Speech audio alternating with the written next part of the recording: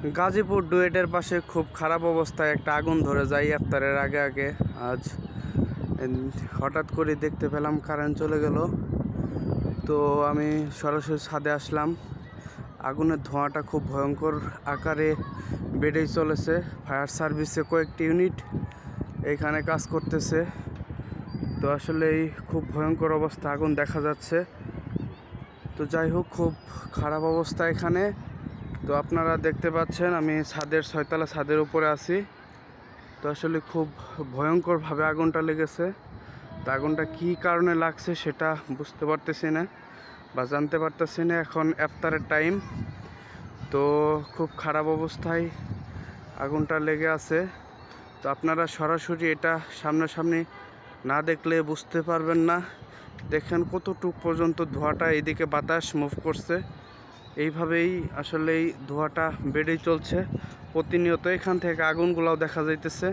আসলেই খুব বাজে একটি অবস্থা। আজান দিয়ে ফেলছে, ইফতারের টাইম হয়ে গেছে, তো ইফতার করতে হবে।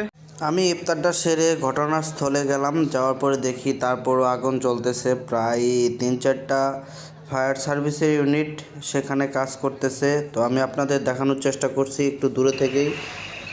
তো এখানে আসলে ফায়ার সার্ভিসে কাজ করতেছে, অনেক মানুষ একত্রিত হয়ে গেছেন। মানুষ কেউ ভিডিও নিয়ে ব্যস্ত, কেউ কাজ নিয়ে ব্যস্ত, কেউ আগুন নিভানি নিয়ে ব্যস্ত। আপনারা দেখতে থাকেন। দেখেন এই যে মালামালগুলো রাস্তা থেকে সরানো হচ্ছে।